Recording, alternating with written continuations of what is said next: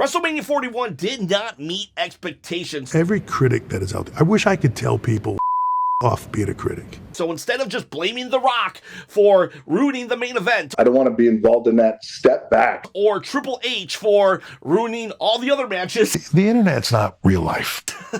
Let's rebook it. These are matches that I actually booked before WrestleMania that I thought would work if I was booking. This is what I would have done. However, I never got to produce the video. Yeah, but sure, whatever you want to say on the internet. So I figured let's just go back and see if my booking would have been better than Triple H and The Rock's. We're gonna start off with Jey Uso. He won the Royal Rumble. Well, in this universe, he didn't. Oh no! Ripped Jey Uso over the top. He did not win the Royal Rumble. This is what I would have done. I would have had John Cena win the Royal Rumble, actually. John Cena is going to WrestleMania! And Jey Uso would have fought Braun Breaker. I think that would have been a great matchup right there, and Jey Uso could have beat Braun Breaker for the IC title. And you might be like, well, I wanted Jey to win the world title. Don't worry. What I think they could have done was I would have had Jey win the IC title here. This could have been him and Braun's rubber match. Braun, maybe there was some kind of shenanigans, and then Braun could have still went off and joined Seth Rollins the next night, though that was not in my plans at all. But we have Jey. He would win here, but he would also then go to win the Money in the Bank, where he would cash in at SummerSlam and win the world title. But for this purposes, Jey versus Braun, IC title match, Jey wins. Here's the beauty of this. Over on SmackDown, we were going to have LA Knight, versus Jimmy Uso, Big Jim, and then Jimmy Uso would have won the U.S. title, and we could have had a really cool brother celebration on night 2 where they're just in the ring, both of them with their mid-card titles. How awesome would that have been? I don't think we'll ever have that opportunity again, and it would have been amazing right here, and we even teased it. You see, my road to WrestleMania is running short. The only way to start my road to WrestleMania is to challenge you for the U.S. title. And then they just dropped that storyline. I'm glad that Jacob won this U.S. title, but this is how I would have booked it. Big Jim would have won. And speaking of winners for this U.S. title, you could be one of them as well. At 20,000 subscribers, I give away a championship belt, and this could be yours. If you win, you can pick, I want the U.S. title, and then I will ship it to you free of charge. Why am I doing this? Honestly, I'm trying to get the engagement of the channel up, and I'm trying to quit the day job, so I need subscribers. Also, I need engagement. So I will pick a random comment from a random video, meaning you need to comment on this video, and then you need to subscribe, hit that bell notification, and maybe give a thumbs up, and then you're qualified to win. I would appreciate it. Please help me out, and you can lick it if you want, like Jacob Fatu does. I won't lick it for you. I'll let you be the first to lick this U.S. title. Well, maybe the first. Wink. Okay, so let's go to Jacob Fatu. Who's he going to fight now that he's not fighting in the U.S. title? Well, he would fight Solo Sakoa. So one of the criterias of this booking is that I wanted to use as many people that Triple H had already used on the card. Because unlike Becky Lynch, I'm not going to kick somebody off the card for my own sake. But if I could add somebody that made sense, well then I would. And I feel like Solo Sakoa would have been the perfect choice here because, they kind of are already going down that path. You trying to screw Jacob over? No, Solo, you are. We would have just done it at WrestleMania because honestly, Solo Sakoa was such a major player last year. I feel that it's borderline criminal that he didn't get a match at Mania this year. So Solo and Jacob, and we could have just had the big blowout here. Then we go to KO, Kevin Owens versus Sami Zayn. They did have a match at the Elimination Chamber before. I would have made some shenanigans happen there where they would have to have a rematch here. And then we would have had, friend versus friend, Sami versus KO. But now KO did get a real life injury, so I would have replaced him with actually Karrion Kross. So Joe Hendry won't actually get a spot on my card, and that's unfortunate because I didn't want to kick anybody off. However, I feel like because he's not necessarily a WWE guy, he's more of a TNA guy, I would have rather just give it to WWE guys. So that said, Karrion Kross would have came in and got the spot. The reason why I chose Karrion Kross, because him and Sami Zayn, he's already been kind of like whispering in Sami Zayn's ears. You've always wanted to be a world champion. Oh, how I could see this whole friendship falling apart. So it would have been an obvious choice to just insert Karrion for KO in this spot here. Don't worry, we'll talk about Randy in a little bit. Now we go to Tiffany Stratton. Tiffany is actually fighting Chelsea Green here. At some point, Chelsea Green would have been mouthing off about how she's the best champion on SmackDown. If the party's anything like this abysmal outfit, you should let the classy one take over. Tiffany would have got in her face, Chelsea Green would have retaliated at some point, and those two would go at it, and we could either do double champion, or I was thinking this. The one person I couldn't find a place on the card before WrestleMania was Lyra Valkyria, because I had different plans for the tag team, so she would have been left off the card. So I have two options for Lyra. Knowing that Becky Lynch does return, we could have just done Becky Lynch versus Lyra Valkyria, or we could have inserted Lyra into this match right here as well and made it a triple threat where it was Tiffany Stratton versus Lyra Valkyria versus Chelsea Green, and it could have just been based on how they're all young and up-and-comers, the next wave of female talent, and who's the best champion, and whoever wins could have kept their title, and then we could have vacated the other two titles, setting up another tournament for them, or we could have just kept it Chelsea and Tiffany, and that way we could have easily had a face versus heel dynamic right there. So Lyra is the only real victim of being taken off the card here if we don't put her against Becky or in the triple threat. Logan Paul would have fought Damian Priest. I think this would have been one of the best upgrades here.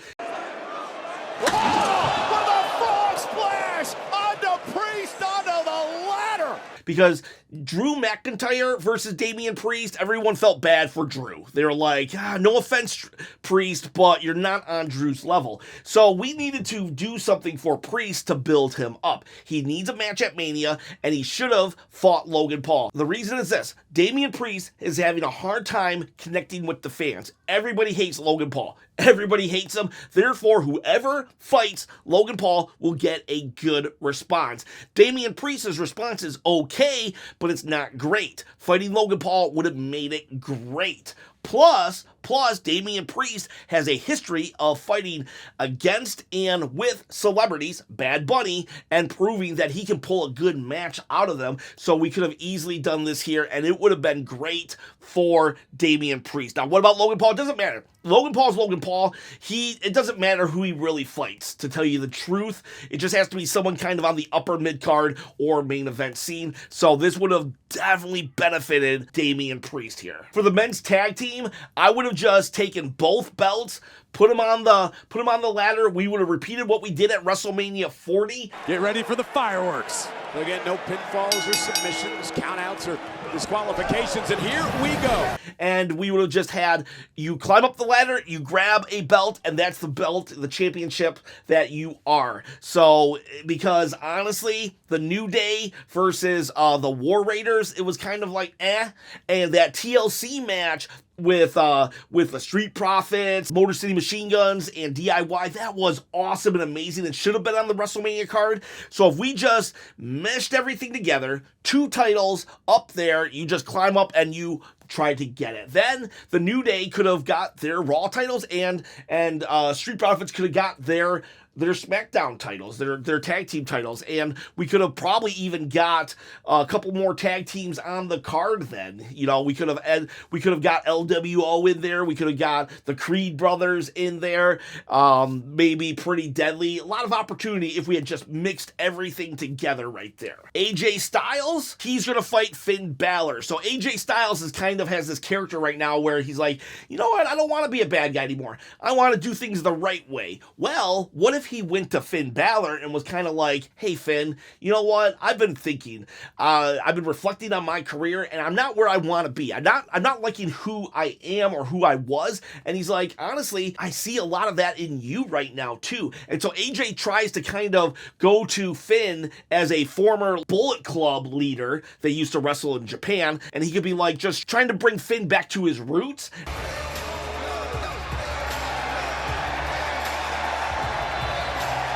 And Finn could get mad about that, and then we could just have the best match on WrestleMania between those two. That wouldn't need too much of a build-up, but, you know, it'd be an easy build nonetheless if we played off their path. So now let's go to the other two participants in that Fatal 4-Way that's no longer happening. We go Dom versus Penta. That would be a cool match. That would just be a cool match. I love that. ¿Quieres que empecemos ahorita? ¿Quieres que empecemos ahorita, puto?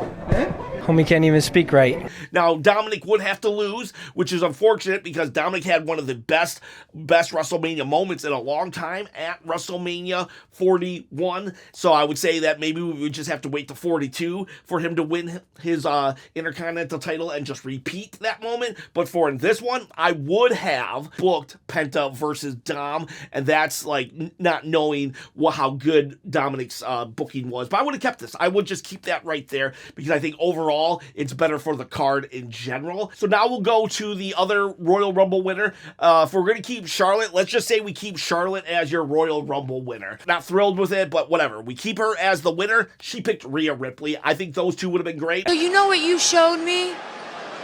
Rhea, you're still just a kid. Everybody hates Charlotte. Everybody loves Rhea. This would have been just a no-brainer. Literally, the entire stadium would have been going for Rhea. Even someone like myself who is like, oh, Rhea's so overbooked, so overpowered. I would have sided with Rhea here. Plus, they have two matches at WrestleMania in the past. This could have been the first ever women's trilogy, and at WrestleMania 39, they stole the show, so this would have just been a no-brainer.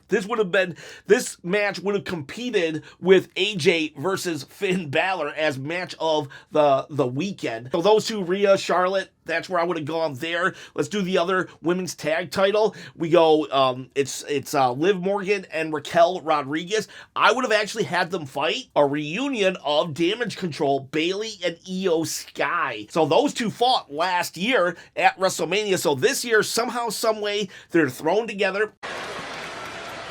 See you Saturday.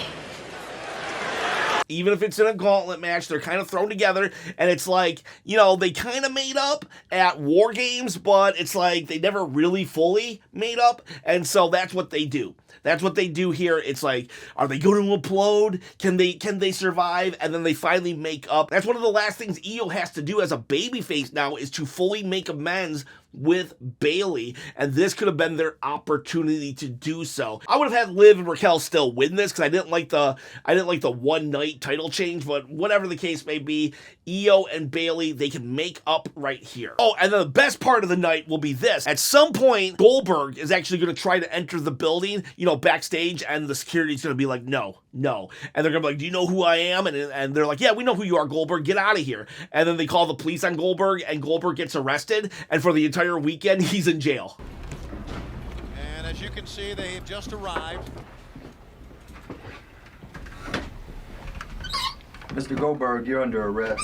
That would be amazing. The next one is going to be a triple threat. I typically don't like triple threats without any kind of stakes involved. Like no number one contendership, no title, no nothing. And that's one of the things I didn't like about CM Punk, Roman, and Seth Rollins. However, I think it would be very appropriate for Jade, Naomi, and Bianca Belair. I feel those three have a storyline that actually warrants a triple threat that doesn't need stakes. A week ago, she returned the chamber, and now she pulls her back. Now, maybe we could throw a world title number one contenders match in there just for the fun of it. But for the most part, those three didn't need it, and I would have had Bianca win too. I am very, very much disappointed that we lost Bianca Belair's undefeated streak at WrestleMania. So, like, I would have had her win. But either way, a triple threat with those three would have been chef's kiss. There was a match that I would have kept. Rejoice.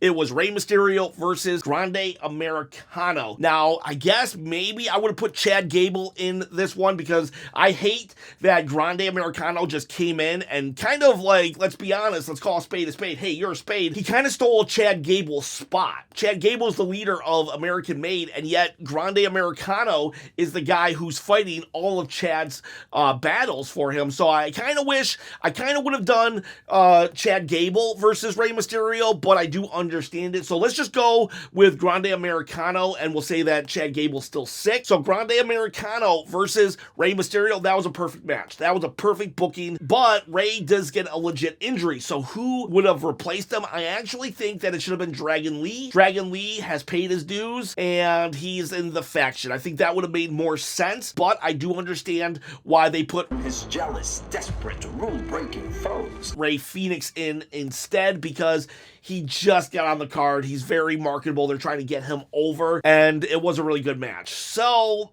I would have put Dragon Lee in, but I could also fully understand why Rey Fenix, and I'm okay with it as well, other than the fact that it actually sucks for Dragon Lee to be passed over. All right, so now we're at the main events. We got the main event scenes going on right now. I would have put CM Punk versus Drew McIntyre. I prayed for this and it happened. That would not have been the main event. I would have liked for CM Punk to continue to chase his main event dreams. I feel that's a storyline that we could have done all throughout next year. So I would have put Drew McIntyre versus CM Punk, and this would have had some kind of stipulation on it. Not sure exactly what. Can't return until SummerSlam or something like that. I don't know, but there would have been something big here, or it could have just been a grudge match. I hate you. Let's fight on the best and biggest stage of them all, and this would have gave Drew McIntyre a really good match, way more prominent than with Damian Priest, and I probably would have let Drew McIntyre win here. He could have cheated, but I would have let him win here. Next up, we have Seth Rollins versus Roman Reigns. God, they were building that so well until they added CM Punk. You understand I was in the Shield with him, right? And then it became all about Paul Heyman. But it was all about the 10 years of history between Seth Rollins and Roman Reigns. We didn't do good guy things, but we had a bond. I feel like this could have been like maybe their final match ever, based upon the fact that we probably only got 2 or 3 more years of Roman Reigns. And even then, we only have 8 matches, if that, a year with Roman Reigns. Probably not even that. Probably more like 5 matches a year with Roman Reigns. So, if we only had 10 matches left with Roman, I really want this Seth Roman match done with, and I gotta see it. And it deserves WrestleMania. So Seth versus Rollins right here, Punk versus Drew, those could be on opposite nights, and those are huge grudge matches. So great. And then we still have our championship matches. I would have had John Cena win, and he would have picked. Every day there's a new headline on the year ahead. Who am I going to face at WrestleMania? They're throwing out all kinds of names like Gunther. I feel it would have been the perfect foil to John Cena. In this universe, we don't get the John Cena heel turn. In this universe, Triple H is just booking properly, and The Rock doesn't slide in, and maybe TKO lowered the prices on Elimination Chamber, didn't have to call The Rock in. Yeah, right. We all know that TKO is actually the people to blame. We're blaming The Rock and we're blaming Triple H, and but it's actually TKO and their greed. But regardless, no, everybody, all three of them are at fault. John Cena will actually pick Gunther, and John Cena will win the world title. Or what if here's a crazy idea. John Cena loses, and then we do the heel turn the next night on Raw.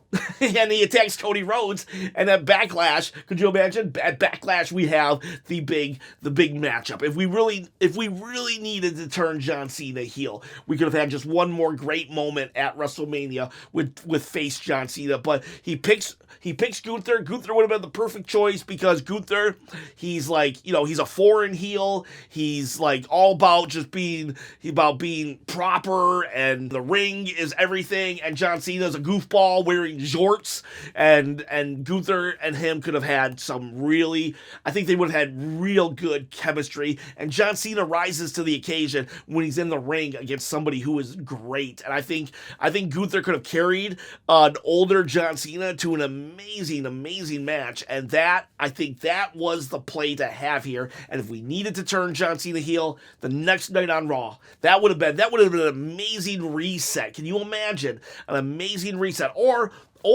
John Cena can even win the world title and still turn heel and win all the titles. Who knows what we could have done? But yeah, I think John Cena, he could have main evented night one, winning the title from Gunther. That would have been cool. So that then leaves Cody Rhodes. Who does Cody Rhodes face at WrestleMania? No hat guy from the LWO. We got what? Mask guy, hat guy, no hat guy. No.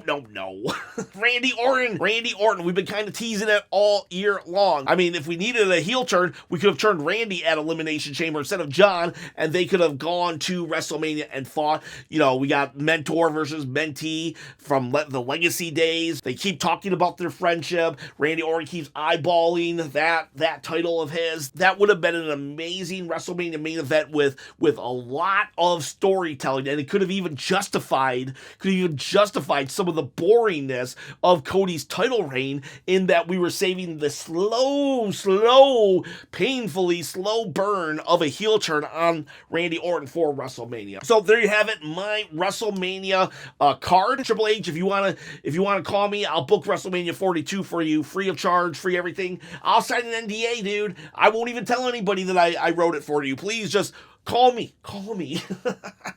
Boys, girls, have yourselves a great day.